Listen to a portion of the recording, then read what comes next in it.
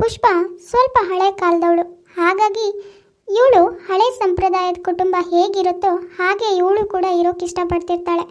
ಆದರೆ ಇವಳು ಈ ಸಂಪ್ರದಾಯ ಇವಳಿಗೆ ಸೊಸೆ ಬಂದಮೇಲೂ ಹೀಗೆ ಇರುತ್ತಾ ಅಥವಾ ಚೇಂಜ್ ಆಗತ್ತಾ ಅನ್ನೋದನ್ನ ನಾವು ನೋಡೋಣ. ನೋಡು ದಿನೇಶ, ನನ್ನ ಮನೇಲಿ ಪ್ರೀತಿ ನೀತಿ ಎಲ್ಲ ಇದ್ದಾವೆ. ಅವೆಲ್ಲನೂ ಒಪ್ಕೊಂಡು ನಮ್ಮನೆ ಸೊಸೆ ಆಗಿ ಬರೋದಾದರೆ ನೀನು ಹೇಳೋ ಹುಡುಗಿನೇ ನನಗೆ ಓಕೆ. ಆದರೆ ರೀತಿ ನೀತಿ ಯಾವುದನ್ನು ನಾನು ಕಲ್ತ್ಕೊಳ್ಳಲ್ಲ, ನಾನು ಹೀಗೆ ಬರ್ತೀನಿ, ಹೇಗಿದ್ದೀನೋ ಹಾಗೆ ಇರೋಳು ಅಂತೆಲ್ಲ ಹೇಳೋಳಾದರೆ ನಾನು ಹುಡ್ಕೋ ಹುಡುಗಿನೇ ನಿನಗೆ. ಅವಳ ಜೊತೆನೇ ನೀನು ಮದುವೆ ಆಗಬೇಕು. ಯಾವ್ದು ನಿನಗೆ ಒಪ್ಪಿಗೆ ಅಂತ ಹೇಳು. ಏನಮ್ಮ ನೀನು ಹೀಗೆ ಹೇಳ್ಬಿಟ್ಟೆ? ನಾನು ಸಂಧ್ಯಾ ಇಷ್ಟಪಡ್ತಾ ಎಷ್ಟು ವರ್ಷ ಆಗಿದೆ ಹೇಳು? ಅದು ನಿನಗೆ ಗೊತ್ತು ತಾನೇ. ಅವಳು ತುಂಬ ಒಳ್ಳೆ ಹುಡುಗಿ ಅಮ್ಮ. ನೋಡೋ, ನನಗೆ ಒಳ್ಳೆಯವಳೋ ಕೆಟ್ಟವಳೋ ಅದೇ ಮುಖ್ಯ ಅಲ್ಲ. ನನ್ನ ರೀತಿ ನೀತಿ ನಮ್ಮನೆ ಸಂಪ್ರದಾಯ ಎಲ್ಲ ಗೊತ್ತಿರಬೇಕು. ಸಂಪ್ರದಾಯಸ್ಥ ಹುಡುಗಿ ಆಗಿರಬೇಕು. ನಾನು ನಿನ್ನ ಹತ್ರ ನನ್ನ ರೀತಿ ನೀತಿ ಬಗ್ಗೆ ಎಲ್ಲ ಹೇಳ್ತಾ ಎಷ್ಟು ವರ್ಷ ಆಗಿದೆ ಹೇಳು. ನೋಡು ದಿನೇಶ, ನಾನು ಹೇಳೋದೆಲ್ಲ ನಿನಗೆ ಮೊದಲೇ ಹೇಳಾಗಿದೆ. ಇವಾಗ ಮತ್ತೆ ಹೇಳೋಕೆ ಏನೂ ಇಲ್ಲ, ಹೇಳ್ತಾ ಕೂರೋದು ಇಲ್ಲ ನಾನು. ಅಯ್ಯಯ್ಯೋ, ಈ ಅಮ್ಮನ ಸಂಪ್ರದಾಯದಲ್ಲಿ ನಾನು ಇಷ್ಟಪಟ್ಟಿರೋ ಹುಡುಗಿನೂ ಮದುವೆ ಆಗೋಂಗಿಲ್ಲ. ಅಯ್ಯೋ ದೇವ್ರೇ. ಪುಷ್ಪ ಸಂಪ್ರದಾಯ ಆಚಾರ ವಿಚಾರ ಎಲ್ಲನೂ ತುಂಬ ಅಂದರೆ ತುಂಬಾನೇ ಮಾಡ್ತಾ ಇರ್ತಾಳೆ. ಹಾಗಾಗಿ ತನಗೆ ಬರೋ ಸೊಸೆ ಕೂಡ ತನ್ನ ಹಾಗೇನೆ ರೀತಿ ನೀತಿ ಎಲ್ಲನೂ ಕಲ್ತವಳೆ ಆಗಿರಬೇಕು ಅನ್ನೋದು ಅವಳ ಆಸೆ. ಆದರೆ ದಿನೇಶ್ ಸಂಧ್ಯಾ ಅನ್ನೋ ಹುಡುಗಿನ ತುಂಬ ಇಷ್ಟಪಡ್ತಿರ್ತಾನೆ. ಇವರಿಬ್ರು ಒಟ್ಟಿಗೆ ಒಂದೇ ಕಾಲೇಜ್ನಲ್ಲಿ ಡಿಗ್ರಿ ಮಾಡ್ತಿರುವಾಗಲೇ ಪ್ರೀತಿ ಮಾಡ್ತಾ ಇರ್ತಾರೆ. ಆದರೆ ಇವಾಗ ಸಂಧ್ಯಾ, ನೀನು ನೋಡಿದರೆ ಇಷ್ಟೊಂದು ಫ್ಯಾಷನ್ ಆಗಿದೆಯಾ, ಅಮ್ಮ ನೋಡಿದರೆ ಸಂಪ್ರದಾಯ ರೀತಿ ನೀತಿ ಅಂತ ಫುಲ್ ಓಲ್ಡ್ ಫ್ಯಾಷನ್ ಆಗಿದ್ದಾಳೆ. ಏನು ಮಾಡಬೇಕು ಅಂತಲೇ ಗೊತ್ತಾಗ್ತಿಲ್ಲ ಕಣೆ. ಹೀಗೆ ಆದರೆ ನಮ್ಮ ಮದುವೆ ನಿಜವಾಗ್ಲೂ ನಡೆಯಲ್ಲ. ಹಾಂ, ಏನು ಹೇಳ್ತಾ ಇದ್ದೀರಾ ದಿನೇಶ್? ನನಗಂತೂ ನಿಮ್ಮನ್ನು ಬಿಟ್ಟಿರೋಕೆ ಆಗೋದೇ ಇಲ್ಲ. ಈ ಜನ್ಮದಲ್ಲಿ ಮದುವೆ ಅಂತ ಆದರೆ ನಾನು ನಿಮ್ಮನ್ನು ಮಾತ್ರ ಆಗೋದು. ಸಂಧ್ಯಾ, ನೀನು ಹೀಗೆಲ್ಲ ಹೇಳಬೇಡ, ನನಗೆ ಬೇಜಾರಾಗುತ್ತೆ. ನೀನು ನನ್ನ ಮದುವೆ ಆಗಬೇಕು ಅಂದರೆ ಅಮ್ಮ ಹೇಳ್ದಾಗ ಇರಬೇಕಾಗತ್ತೆ. ನೀನು ದೊಡ್ಡ ಡ್ಯಾನ್ಸರ್ ಆಗಬೇಕು ಅನ್ನೋ ಕನಸೆಲ್ಲ ಹಾಳಾಗುತ್ತೆ ಸಂಧ್ಯಾ. ದಿನೇಶ್, ನನಗೆ ನಿಮಗಿಂತ ಆ ಡ್ಯಾನ್ಸ್ ಏನು ಇಂಪಾರ್ಟೆಂಟ್ ಅಲ್ಲ. ನಾನು ನಿಮ್ಮಮ್ಮ ಹೇಳ್ದಂಗೆ ಎಲ್ಲನೂ ಕಲ್ತ್ಕೋತೀನಿ. ಪ್ಲೀಸ್ ದಿನೇಶ್, ನಾವಿಬ್ಬರು ಮದುವೆ ಆಗೋಣ. ನನ್ನ ದೂರ ಮಾಡಬೇಡಿ. ನಿಜ ಹೇಳ್ತಾ ಇದೀಯಾ ಸಂಧ್ಯಾ? ನೀನು ನಿಜವಾಗ್ಲೂ ಅಮ್ಮ ಹೇಳ್ದಂಗೆ ಕೇಳ್ಕೊಂಡು ಎಲ್ಲ ಕಲ್ತ್ಕೋತೀಯಾ? ನಿಜವಾಗ್ಲೂ ನನಗೆ ತುಂಬ ಖುಷಿ ಆಗ್ತಿದೆ ಸಂಧ್ಯಾ. ಸರಿ, ನಾನು ಇವತ್ತೇ ಅಮ್ಮನ ಹತ್ರ ಎಲ್ಲ ಮಾತಾಡ್ತೀನಿ. ಮದುವೆ ಮಾತುಕತೆಗೆ ಬರೋಕೆ ಹೇಳ್ತೀನಿ, ಆಯಿತಾ? ದಿನೇಶ್ ತನ್ನ ತಾಯಿಗೆ ಎಲ್ಲ ವಿಷಯನೂ ಹೇಳಿ ಮದುವೆ ಮಾತುಕತೆಗೆ ಒಪ್ಪಿಸ್ತಾನೆ. ಎಲ್ಲರೂ ಒಪ್ಪಿ ದಿನೇಶ್ ಮತ್ತು ಸಂಧ್ಯಾ ಇಬ್ಬರಿಗೂ ಮದುವೆ ಮಾಡ್ತಾರೆ. ಮದುವೆ ಆಗಿ ಮಾರನೇ ದಿನ ಸಂಧ್ಯಾ ಜಾಗಿಂಗ್ ಮುಗಿಸ್ಕೊಂಡು ಮನೆಗೆ ಬರ್ತಾಳೆ. ಅಯ್ಯೋ ಅಯ್ಯೋ ರಾಮ್ ರಾಮ, ಇದೇನೇ ಇದು? ಮದುವೆ ಆಗಿ ಒಂದು ದಿನನೂ ಆಗಿಲ್ಲ, ಆದರೆ ಅಷ್ಟು ಬೇಗ ಈ ಥರ ಬಟ್ಟೆ ಹಾಕೊಂಡಿದ್ಯಲ್ಲ ನೀನು? ಅದು ಅತ್ತೆ, ನನಗೆ ಬೆಳಗ್ಗೆ ಬೆಳಗ್ಗೆ ಜಾಗಿಂಗ್ ಹೋಗಿ ಅಭ್ಯಾಸ, ಅದಕ್ಕೆ. ಲೇ, ನೀನು ಜಗ್ಲಿಗೆ ಹೋಗು, ಯಾರೇ ಬೇಡ ಅಂದ್ರು ನಿನಗೆ? ಅಯ್ಯೋ ಅತ್ತೆ, ಜಗ್ಲಿ ಅಲ್ಲ ಅತ್ತೆ, ಜಾಗಿಂಗ್ ಅಂತ ಹೇಳೋದನ್ನ. ಲೇ, ಜಗ್ಲಿನೋ ಪಗ್ಲಿನೋ ಅಲ್ಲ ಕಣೆ. ಈ ಥರ ಯಾರಾದರೂ ಹಾಕೊಂಡು ಹೋಗ್ತಾರೇನೆ ಬಟ್ಟೆನ? ಮದುವೆಗಿಂತ ಮೊದಲು ಆಚಾರ ವಿಚಾರ ಎಲ್ಲ ಕಲ್ತ್ಕೋತೀನಿ ಅಂತ ಮದುವೆ ಆದ್ಯಲ್ಲೇ ನನ್ನ ಮಗನ್ನ. ಅದು ಅತ್ತೆ, ಏನು ಅಂದರೆ ಅದು ಇಲ್ಲ ಇದು ಇಲ್ಲ. ನೋಡು, ಇದೇ ಕೊನೆ. ಇನ್ಯಾವತ್ತೂ ಈ ಥರ ಆದರೆ ಮತ್ತು ನಾನು ಸರಿ ಇರಲ್ಲ ನೋಡು. ಅದು ಅಲ್ಲದೆ ಈ ಬೂಟ್ ಬೇರೆ ಹಾಕೊಂಡು ಒಳಗೆ ಬಂದಿದ್ಯಾ? ನಿಮ್ಮ ಮನೇಲಿ ಏನಂತ ಹೇಳ್ಕೊಟ್ಟಿದ್ದಾರೋ ಏನೋ ನಿನಗೆ. ಇಲ್ಲಿಂದ ಮೊದಲು ಹೋಗಿ ಸೀರೆ ಬಳೆ ಸರ ಎಲ್ಲ ಹಾಕೊಂಡು ಬಾ ಹೋಗು. ಈ ಅವತಾರದಲ್ಲಿ ನೀನು ನೋಡೋಕ್ಕಾಗ್ತಿಲ್ಲ ನನಗೆ. ಲೇ ಸಂಧ್ಯಾ, ಹಾಗೆ ಎಲ್ಲಿಗೆ ಹೋಗ್ತಿದ್ಯೆ? ಕಾಲಿಗೆ ಹಾಕಿರೋ ಬೂಟನ್ನು ಕಳಿಸಿ ಹೊರಗಿಟ್ಟೋಗೆ. ಛೇ, ಏನೋ ಪ್ರೀತಿಸಿದ್ದೆ ಅಂತ ಆಫ್ಲೋನಲ್ಲೇ ಎಲ್ಲ ಕಲಿತೀನಿ ಅಂತ ಹೇಳಿಬಿಟ್ಟೆ. ಆದರೆ ಈ ಅತ್ತೆ ನೋಡಿದರೆ ಅದನ್ನೇ ನಿಜ ಅಂದ್ಕೊಂಡು ಇವತ್ತಿಂದನೇ ನನಗೆ ಟ್ರೈನಿಂಗ್ ಕೊಡೋಕೆ ಸ್ಟಾರ್ಟ್ ಮಾಡಾಗಿದೆ. ಅಯ್ಯೋ ಭಗವಂತ, ಹೇಗಪ್ಪ ತಪ್ಪಿಸ್ಕೊಳ್ಳೋದು? ಪಾಪ ಸಂಧ್ಯಾ ಏನೋ ಫ್ಲೋನಲ್ಲಿ ಎಲ್ಲನೂ ಸಂಪ್ರದಾಯ ಕಲಿತೀನಿ ಅಂದಿರ್ತಾಳೆ. ಆದರೆ ಈ ಅತ್ತೆ ಪುಷ್ಪ ಎಷ್ಟು ಗಟ್ವಾಣಿ ಅನ್ನೋದು ಮಾತ್ರ ಅವಳಿಗೆ ಗೊತ್ತೇ ಇರಲ್ಲ. ಅತ್ತೆ ಇಷ್ಟೆಲ್ಲ ಹೇಳಿದ ಮೇಲೂ ಬಟ್ಟೆ ಬದಲಾಯಿಸಲ್ಲ ಅಂದರೆ ಮತ್ತೆ ಬೈತಾರೆ ಅಂತ ಸಂಧ್ಯಾ ಸೀರೆ ಉಟ್ಕೊಂಡು ಬರ್ತಾಳೆ. ತುಂಬ ಹಸಿವಾಗಿರುತ್ತೆ ಅಂತ ತಿಂಡಿ ತಿನ್ನೋಣ ಅಂತ ಕಿಚನ್ನಿಗೆ ಬರ್ತಾಳೆ.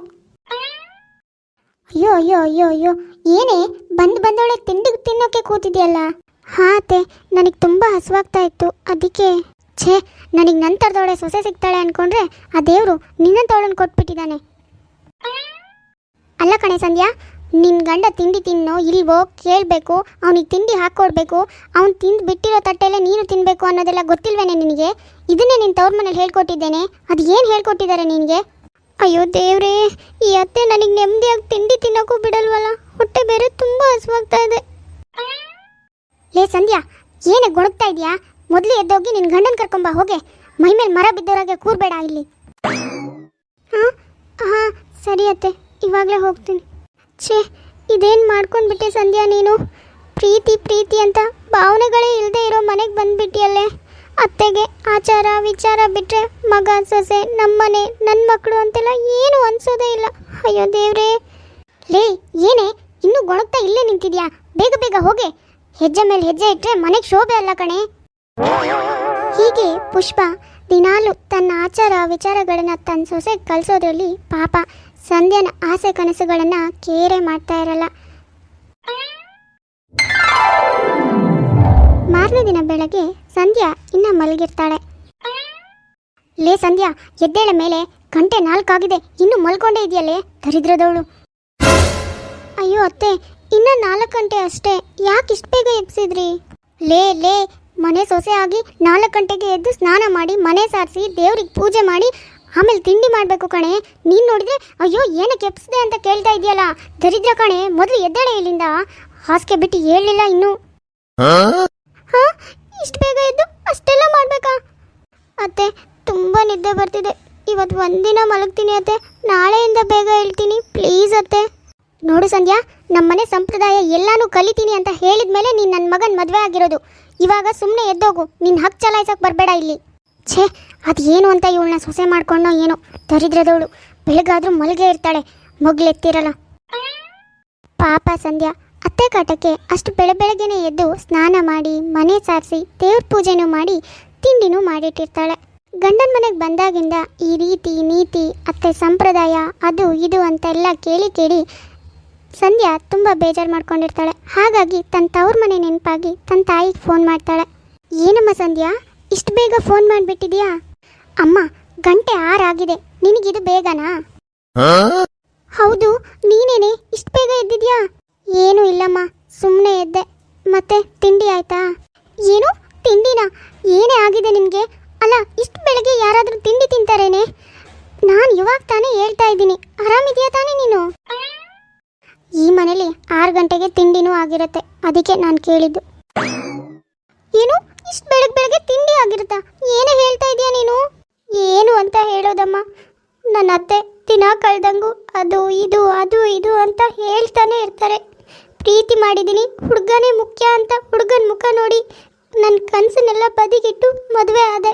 ಆದರೆ ಇಲ್ಲಿ ದಿನ ಕಳೆದಾಗೂ ಅದು ಇದು ಹಾಗಿರಬೇಡ ಹೀಗಿರಬೇಡ ಅಂತ ತುಂಬ ಕಷ್ಟ ಆಗ್ತಿದೆ ಅಮ್ಮ. ಹಾಗಿರಬೇಡ ಹೀಗಿರಬೇಡ, ಅದು ಮಾಡಬೇಡ ಇದು ಮಾಡಬೇಡ, ಹೀಗೆ ಇರು ಹಾಗೆ ಇರು ಅಂತ ಹೇಳ್ತಾನೆ ಇರ್ತಾರೆ. ಮಗಳೇ, ಬೇಜಾರು ಮಾಡ್ಕೋಬೇಡ ಕಣೆ, ಸ್ವಲ್ಪ ದಿನ ಆಮೇಲೆ ಎಲ್ಲನೂ ಸರಿಯಾಗುತ್ತೆ. ಅಲ್ಲಿವರೆಗೂ ನೀನು ಕಾಯಬೇಕು ಅಷ್ಟೇ. ಇವಾಗ ನೀನು ಹೀಗೆಲ್ಲ ಹೇಳಿರೋದನ್ನ ನಿನ್ನ ಅಪ್ಪಂಗೆಲ್ಲಾದರೂ ಗೊತ್ತಾದರೆ ನಿನಗೆ ಬೈತಾರೆ ಕಣೆ. ನೀನೇ ಆರಿಸ್ಕೊಂಡಿರೋದು, ಅನುಭವಿಸ್ಲೇಬೇಕು ಅವಳು ಅಂತಾರೆ. ಅಪ್ಪ ಹೇಳೋದು ಒಂಥರ ನಿಜ ಅನ್ನು, ನಂದೇ ಆಯ್ಕೆ, ಇವಾಗ ನಾನೇ ಅನುಭವಿಸ್ಬೇಕು. ಬೇರೆಯವ್ರಿಗೆ ಹೇಳಿ ಏನು ಪ್ರಯೋಜನ ಇಲ್ಲ. ಸರಿಯಮ್ಮ, ನಾನು ಫೋನ್ ಇಡ್ತೀನಿ. ಅತ್ತೆ ಮತ್ತೆ ನೋಡಿದ್ರೆ ಅದಕ್ಕೂ ಏನಾದರೂ ಹೇಳ್ತಾರೆ. ಪಾಪ ಸಂಧ್ಯಾ, ನನಗೋಸ್ಕರ ಅವಳು ದೊಡ್ಡ ಡ್ಯಾನ್ಸರ್ ಆಗಬೇಕು ಅಂದ್ಕೊಂಡಿದ್ದು ಕನಸನ್ನೇ ಬಿಟ್ಟು ಬಂದಿದ್ದಾಳೆ. ಈ ಅಮ್ಮ ನೋಡಿದರೆ ದಿನಕ್ಕೊಂದು ರೂಲ್ಸ್ ಮಾಡಿ ಅವಳಿಗೆ ಹಿಂಸೆ ಮಾಡ್ತಿದ್ದಾಳೆ. ಇಲ್ಲ ಇಲ್ಲ, ನನಗೋಸ್ಕರ ಬಂದಿರೋ ಸಂಧ್ಯನಿಗೆ ನಾನೇ ಸಪೋರ್ಟಿವ್ ಆಗಿ ನಿಂತ್ಕೋಬೇಕು. ಈ ವಿಷಯದ ಬಗ್ಗೆ ಅಮ್ಮನ ಹತ್ರ ಮಾತಾಡಿ ಹೇಗಾದರೂ ಮಾಡಿ ಒಪ್ಪಿಸ್ಬೇಕು. ಈ ಅದು ಇದು ಆಚಾರ ವಿಚಾರ ಅದನ್ನೆಲ್ಲ ಬದಿಗಿಟ್ಟು ಸಂಧ್ಯನ ದೊಡ್ಡ ಡ್ಯಾನ್ಸರ್ ಆಗೋ ಕನಸನ್ನ ಈಡೇರಿಸ್ಬೇಕು. ಹೀಗೆ ಪುಷ್ಪ ದಿನಾಲು ಅದು ಮಾಡು ಇದು ಮಾಡು, ಹಾಗಿರು ಹೀಗಿರು, ಹೀಗಿರಬೇಡ ಹಾಗಿರು, ಹೀಗೆ ದಿನಾಲು ಒಂದೊಂದು ರೂಲ್ಸ್ ಮಾಡಿ ಸಂಧ್ಯನಿಗೆ ಹೇಳ್ತಾನೆ ಇರ್ತಾಳೆ. ಪಾಪ ಇದರಿಂದ ಸಂಧ್ಯಾ ತುಂಬ ಬೇಜಾರಾಗಿರ್ತಾಳೆ. ಅಮ್ಮನ ಅವತಾರ ನೋಡಿ ನೋಡಿ ಪಾಪ ದಿನೇಶಿಗೂ ಬೇಜಾರಾಗಿ ತನ್ನ ಹೆಂಡತಿಗೆ ನಾನೇ ಸಪೋರ್ಟಿವ್ ಆಗಿ ನಿಂತ್ಕೋಬೇಕು ಅಂತ ಯೋಚನೆ ಮಾಡ್ತಾನೆ.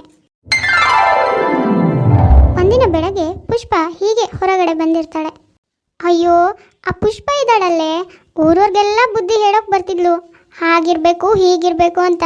ಆದರೆ ಇವಾಗ ನೋಡು, ಅವಳ ಸೊಸೆನೆ ಚಡ್ಡಿ ಅಂಗಿ ಹಾಕೊಂಡು ಇಡೀ ಊರು ಸುತ್ತ ಬರ್ತಿದ್ದಾಳೆ, ಅದು ಬೆಳಗ್ಗೆ ಬೆಳಗ್ಗೆನೆ ಕಣೆ. ಇವಾಗ ನೋಡು ಹೆಂಗೆ ಹೆಂಗ್ಸು. ಅಯ್ಯೋ ಸುಮ್ಮನೆ ಇರ್ತೀಯಾ? ಇಂಥವರೆಲ್ಲ ಹೀಗೆ ಕಣೆ, ತನ್ನ ತಟ್ಟೆಲಿ ಹೆಗಣ ಬಿದ್ದಿದ್ರು ಪರವಾಗಿಲ್ಲ, ಬೇರೆಯವ್ರ ತಟ್ಟೆಲಿ ನೋಣ ಹುಡ್ಕೋಕೆ ಬರ್ತಾರೆ. ಈ ಪುಷ್ಪನೂ ಹಾಗೆ, ಇವಳು ನೋಡು, ಇವಳು ಸೊಸೆನ ಹೇಗಿದ್ರು ಪರವಾಗಿಲ್ಲ, ಬಾಯಿ ಮುಚ್ಕೊಂಡಿರ್ತಾಳೆ ಈಗ. ಛೇ, ಈ ಹಾಳಾದವಳಿಂದ ಊರು ಮನೆಯವ್ರ ಬಾಯಲ್ಲೆಲ್ಲ ನಾನು ಹೇಳ್ಸ್ಕೊಳ್ಳೋ ಹಾಗಾಯ್ತು. ಇರು, ಇವತ್ತು ಮಾಡ್ತೀನಿ. ಊರಿನ ಹೆಂಗಸರು ಮಾತಾಡಿದ್ ಕೇಳಿಸ್ಕೊಂಡು ಪುಷ್ಪನಿಗೆ ತುಂಬ ಕೋಪ ಬರುತ್ತೆ. ಕೋಪ ಮಾಡಿಕೊಂಡು ಮನೆಗೆ ಬರ್ತಾಳೆ.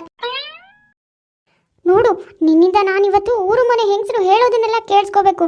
ಲೋ, ನಾನು ನಿನಗೆ ಅವತ್ತೇ ಹೇಳಿದೆ ಈ ಹುಡುಗಿ ಬೇಡ, ಸಂಪ್ರದಾಯಸ್ಥ ಕುಟುಂಬದ ಹುಡುಗಿನೇ ತರೋಣ ಅಂತ. ಆದರೆ ನೀನು ಛೇ, ಹಾಳಾದವಳು. ಅರೆ ಬರೆ ಬಟ್ಟೆ ಹಾಕಿ ನನ್ನ ಮನೆ ಮರ್ಯಾದೆ ಎಲ್ಲ ತೆಗೆದ್ಲು. ಸಾಕು ಸುಮ್ಮನೆ ಇರಮ್ಮ. ನೀನೇನೋ ಹಳೆ ಕಾಲದವಳು, ಅದಕ್ಕೆ ಹೀಗೆ ಇರ್ತೀಯ. ಆದರೆ ಇವಾಗಿನ ಜನ್ರೇಷನ್ ಚೇಂಜ್ ಆಗಿದೆ ಅಮ್ಮ. ನಿನ್ನ ಥರ ಮನೇಲೆ ಮೂಲೆಯಲ್ಲಿ ಕೂರೋರು ಯಾರೂ ಇಲ್ಲ. ಹೌದು ಅಮ್ಮ, ಅಣ್ಣ ಹೇಳ್ತಿರೋದು ನಿಜ, ಎಲ್ಲ ಬದಲಾಗಿದೆ ಇವಾಗ. ಹಾ ದೀಪು, ಇದೇನೇ ನಿನ್ನ ಬಟ್ಟೆ, ಏನೇ ನಿನ್ನ ವೇಷ ಇದು? ಅಮ್ಮ, ಅಣ್ಣ ಹೇಳ್ದಂಗೆ ಇವಾಗಿನ ಕಾಲ ಬದಲಾಗಿದೆ. ನಿಮ್ಮ ಥರ ಮನೆಯಲ್ಲೇ ಇದ್ದು ಮನೇಲೇ ಕೂರೋರು, ಅಥವಾ ನಿಮ್ಮ ಕಾಲದಲ್ಲಿ ಮನೆ ಅಡುಗೆ ಮನೆ ಬಿಟ್ಟು ಬೇರೆ ಏನೂ ಇಲ್ಲ, ನಿಮ್ಗೆ ಅದೇ ಪ್ರಪಂಚ ಆಗಿರ್ತಿತ್ತು, ಹೊರಗೆ ಬರ್ತಿರ್ಲಿಲ್ಲ. ಆದರೆ ಇವಾಗ ಹಾಗಿಲ್ಲ ಅಮ್ಮ. ಏನಾದರೂ ಒಂದು ಸಾಧಿಸಬೇಕು ಅನ್ನೋ ಛಲ ಇದೆ, ನಮಗೆ ನಮ್ಮ ಸ್ವಂತ ದುಡಿಮೆಲೆ ಬದುಕಬೇಕು ಅನ್ನೋ ನಂಬಿಕೆ ಇದೆ. ಅದಕ್ಕೇನು ಅಷ್ಟೇ ಅಮ್ಮ, ಅವ್ರು ತುಂಬ ಕನಸಿಟ್ಕೊಂಡಿದ್ದಾರೆ. ನೀನು ಹೀಗೆ ಆಚಾರ ವಿಚಾರ ರೀತಿ ನೀತಿ ಅಂತ ಮನೇಲೇ ಕೂಡಾಕಿದ್ರೆ ಪಾಪ ಅವ್ರ ಕನಸೆಲ್ಲ ಹಾಗೆ ಉಳ್ಕೊಳ್ಳಲ್ವಾ ಅಮ್ಮ? ಹೌದಮ್ಮ, ಸಂಧ್ಯನಿಗೆ ದೊಡ್ಡ ಡ್ಯಾನ್ಸರ್ ಆಗಬೇಕು ಅನ್ನೋದು ಕನಸು. ಆದರೆ ನನಗೋಸ್ಕರ ಅದನ್ನೆಲ್ಲ ಬಿಟ್ಟು ಹೀಗೆ ನಿನ್ನ ಜೊತೆ ನಿನ್ನ ಮಾತು ಕೇಳ್ಕೊಂಡಿದ್ದಾಳೆ. ಪ್ಲೀಸ್ ಅಮ್ಮ, ಇವಾಗಾದರೂ ಅವಳನ್ನ ಅರ್ಥ ಮಾಡ್ಕೋ. ನಿಜ ಕಣ್ರು, ನಾನು ಇದೆಲ್ಲ ಯೋಚನೆ ಮಾಡಿಲ್ಲ. ನಂದೇ ಆಚಾರ ವಿಚಾರ ಅಂತ ನನ್ನಿದ್ರಲ್ಲೇ ಮುಳುಗೋಗ್ಬಿಟ್ಟೆ. ಅಮ್ಮ ಸಂಧ್ಯಾ, ನನಗೆ ಕ್ಷಮಿಸ್ಬಿಡಮ್ಮ. ಇನ್ಮೇಲೆ ನಿನಗೆ ಇಷ್ಟ ಆಗಿದ್ದು ಮಾಡು, ಯಾರೂ ತಡೆಯಲ್ಲ. ಇಷ್ಟ ಬಂದಂಗಿರು, ಯಾವ ಆಚಾರ ವಿಚಾರ ಏನೂ ಇಲ್ಲ ನಮ್ಮ ಮನೇಲಿ ಇನ್ಮೇಲೆ. ನನಗೆ ಕ್ಷಮಿಸ್ಬಿಡಮ್ಮ. ಅಯ್ಯೋ ಅತ್ತೆ, ನೀವು ಕ್ಷಮೆ ಎಲ್ಲ ಕೇಳಬೇಡಿ ನನ್ನ ಹತ್ರ. ಕೊನೆಗೂ ನಿಮ್ಗೆ ಅರ್ಥ ಆಯ್ತಲ್ಲ, ಅಷ್ಟು ಸಾಕು. ಅಷ್ಟೇ ನನಗೆ ಬೇಕಾಗಿದ್ದು ಅತ್ತೆ. ಕೊನೆಗೂ ಮನೆ ಮಕ್ಕಳ ಪ್ರಯತ್ನದಿಂದ ಪುಷ್ಪ ತನ್ನ ಆಚಾರ ವಿಚಾರಗಳನ್ನೆಲ್ಲ ಬದಿಗಿಟ್ಟು ಈಗಿನ ಜನ್ರೇಷನ್ ಮಕ್ಕಳಿಗೆ ಹೇಗಿರಬೇಕು ಹಾಗಿರೋ ಪರ್ಮಿಷನ್ ಕೊಡ್ತಾಳೆ. ನೋಡಿದ್ರಲ್ಲ ವೀಕ್ಷಕರೇ, ಇವತ್ತಿನ ನಮ್ಮ ವಿಡಿಯೋ ಸ್ವಲ್ಪನಾದರೂ ಇಷ್ಟ ಆಗಿದ್ರೆ ಪ್ಲೀಸ್ ನಮ್ಮ ಚಾನಲ್ನ ಸಬ್ಸ್ಕ್ರೈಬ್ ಮಾಡ್ಕೊಳ್ಳಿ, ಲೈಕ್ ಮಾಡಿ, ಶೇರ್ ಮಾಡಿ, ಹಾಗೆ ಕಮೆಂಟ್ ಮಾಡಿ. ಸರಿ ವೀಕ್ಷಕರೇ, ನಾನಿನ್ನ ಹೊರಡ್ತೀನಿ. ನೆಕ್ಸ್ಟ್ ವಿಡಿಯೋದಲ್ಲಿ ಮತ್ತೆ ಸಿಗೋಣ.